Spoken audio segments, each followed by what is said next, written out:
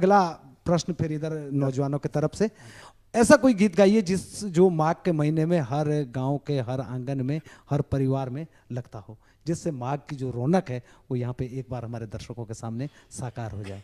बहुत सारे गाने हैं। हाँ बिल्कुल, बहुत सारे गीत हो जो माँ को महीने चालो या तो हर त्योहार में चालो, लेकिन विशेष कर बात ये कि जो चाहे हमारे बुजुर्ग भी है, बुजुर्ग से हम जो विरासत में लागे मिले हारुल जो हमारे एक जो हमारा जौनसार बाबर का जैसे भी एक ऐतिहासिक गाथा है अनंतराम नेगी की बहुत सो अला जो जोड़िए जागो चाहे वो बीशु गोने आतो तो से यार अनंतराम नेगी जी लगदी जरूरी है, चाहे वो गायन का गीत हो चाहे वो आंगन का गीत हो तेतन तो से कहीं ना बहुत बढ़िया। और ये अगर हम ऐसे भी कि इन्होंने हमको उस विरासत में दी है तो हमें भी उसको आगे तक अपने बच्चों तक उसको उस हारुल को अनंतराम नेगी जी को उस इतिहास के गीत के माध्यम से बिल्कुल। और इस हारुल को गाने से पहले मैं समझता हूँ दो शब्द ये इसलिए बता देता हूँ कि जो गीत आपने चुना नंतराम नेगी वो वीर रहा है जिसने मुगलों से हमको बचाया।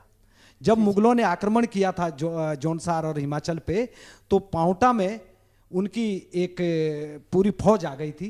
गीतों के माध्यम से शायद सीताराम चौहान जी उस शब्दों को दोहराएंगे कि 9 लाख छोलदारी 6 लाख घोड़े आगले पानी पियो पोचले पांग चाटो। इतना बड़ा एक जलसा आया था हमारे ऊपर आक्रमण करने के लिए, और नंतराम नेगी जी ने उल्टे पांव उनको लौटाया था। कैसे? सीताराम चौहान जी।